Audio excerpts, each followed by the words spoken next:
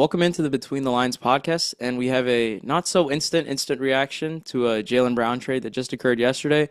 The Celtics finally move off their disgruntled 1A, 1B starter, Jason Tatum, and they move him actually to a division rival in the Philadelphia 76ers in exchange for Paul George, two first-round picks, one of them being in 2028 and the other one being in 2031, and then two second-round picks, one being in 2028 and the other one being in 2030. So obviously not the return that any of us, anyone in the media landscape, it seemed like at all expected for Jaylen Brown, especially him being a guy that was involved in Giannis Antetokounmpo trade rumors and potentially him plus another first-round pick and some players. So obviously you still expected a better return from him. There was a report that the Celtics had reached out to the Sixers earlier, and they wanted in return VJ Edgecombe in addition to Paul George, and then four first-round picks as opposed to the two they got. And they ended up not getting VJ Edgecombe, who could have been like a star potential foundational piece for the Celtics, and they end up getting Paul George and a contract that no one really wanted at all in the entire NBA. And then they only end up getting two first-round picks out of it, as opposed to the four. So, Tish, why don't you give us your quick thoughts on it? And just obviously, I think we both think the Sixers definitely won this trade. So, what do you think their outlook looks like for next season, adding in Jaylen Brown and taking out Paul George? I mean, overall, really good move for Philly, like you just said. I think that they quote unquote swindled, finessed Brad Stevens and the Celtics. We saw that Jaylen Brown's asking price was four first round picks originally. Now they only traded him for two first round picks and Paul George. Paul George definitely isn't worth two first round picks. So I think we're gonna see what Boston does here. But looking at the Sixers side of things, I think really good move for them. They have a nice trio in terms of Tyrese Maxey, VJ Edgecombe, and Jaylen Brown. They signed Dean Wade to fill their gap at the four. Now they have Dean Wade, Dominic Barlow. So that's going to be some good depth at the four position. And then Embiid, ideally, I would have liked them to move off of Embiid this offseason just to move on from the process era into the newer era. But I think they're going to keep him, retain him for this win now move, especially where there's so much turmoil in the East. A lot of it's not a clear top dog, except for maybe the Knicks right now in that conference. So I really like the Sixers roster. They also get Anthony Simons from a good bench piece there. He's going to get you 18 points a game in the last 6 years coming off the bench. And then they drafted LeBaron Phelan Jr., really good piece from Alabama as well. So this team's trending in the right direction. They had pretty troubling 2010s decade in the process for a lot of fans, a lot of brown bags we saw in the arena there. But I think finally that this team is really moving in a good direction, and I'm excited to see what comes this year. Yeah, and I think the biggest thing for the Sixers is getting off that Paul George contract. And not only do you just get off of it for maybe in return you get some expiring contracts or something like that, or maybe in return you have to get another bad contract for a different team, you end up getting a complete upgrade at that same position, like at that 2/3 position, and moving off of that contract. So Paul George has for this upcoming season, he's got a $54 million contract, and then the year after that, he has a $56 million player option. It's not just a team option, and more than likely he's going to opt into Thanks. that option with the Celtics upcoming. This is a guy that's the 11th highest paid contract for this highest paid for this upcoming year, this 2026-27 NBA season. I don't think anyone would say Paul George is the 11th best player in the NBA. Meanwhile, on the other hand, Jaylen Brown, his contract for this upcoming year is $57 million. That's the seventh highest paid. Yeah, maybe seventh is probably a little bit higher than where most people would rank Jaylen Brown, but you wouldn't have him outside of the top 15 or top 20 or something like that. So that's a lot better contract in terms of the value of what you're getting for him.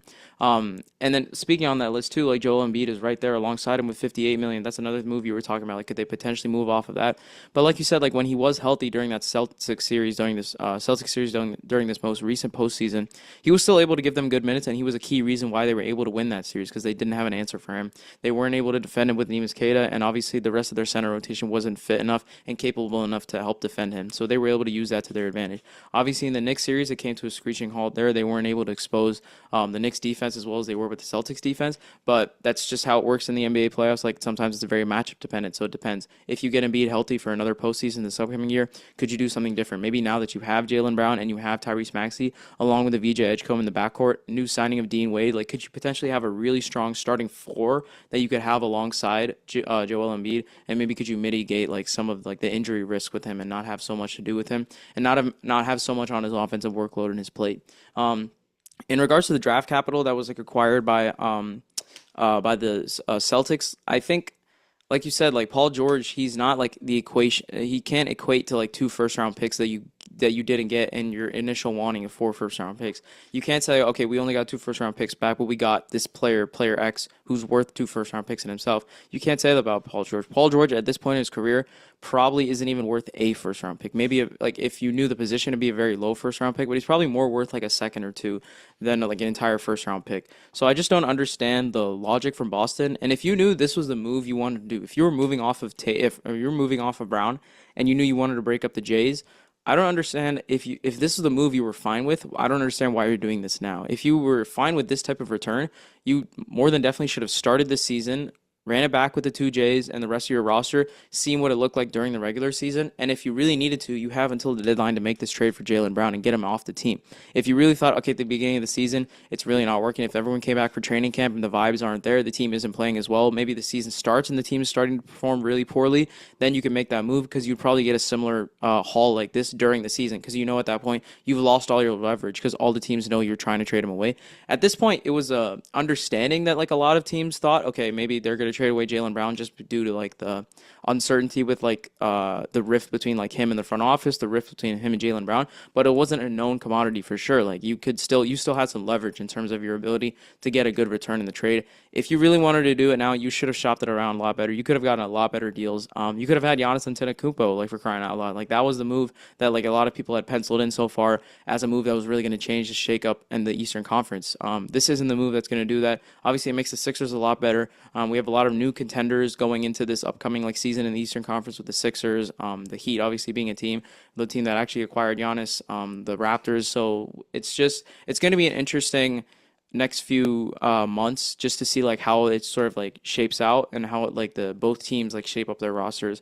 I think the Celtics. There's a chance they could be not considerably. There's a chance they could be worse.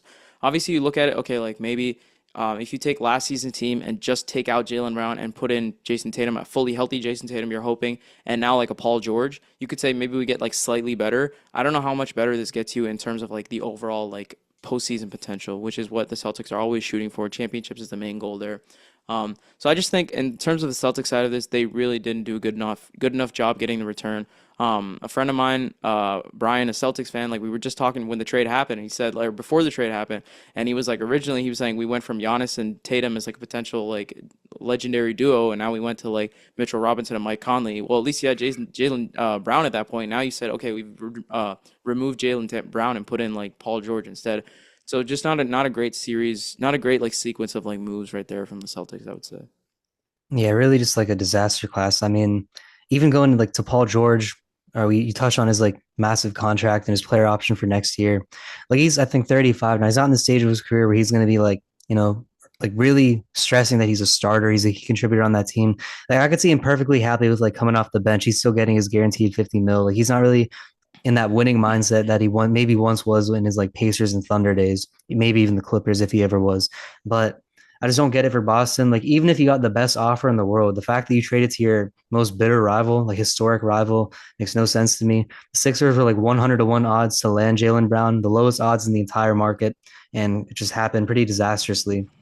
And touching on like the Sixers as well with Embiid, we talked about his injury history. Like if he is healthy, this team is going to be a threat. We saw how much of a menace he was offensively for them, and they added some depth. They got Ariel Hukporti from the Knicks. I think that's going to be good. They're two backup centers in terms of the Bona and Ariel Hukporti are both younger guys, so they can definitely handle some quality minutes to get Embiid some rest to avoid like some injuries and all that. But all that's left, NBA scheduling team, you got one job. October 20th, 21st, when the season kicks off, schedule that matchup. Philly and Boston. There's only one option here. We got to see it happen, but I'm excited for that.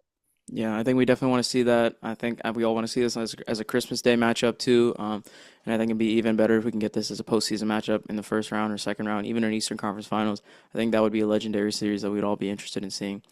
So that's going to wrap it up for this episode. Just a quick reaction to the trade. Obviously, there's a lot more moves to be made for the rest of the NBA offseason. So for anything else that breaks, just tap back into the podcast. We'll make sure to have something for you guys. So thanks for listening.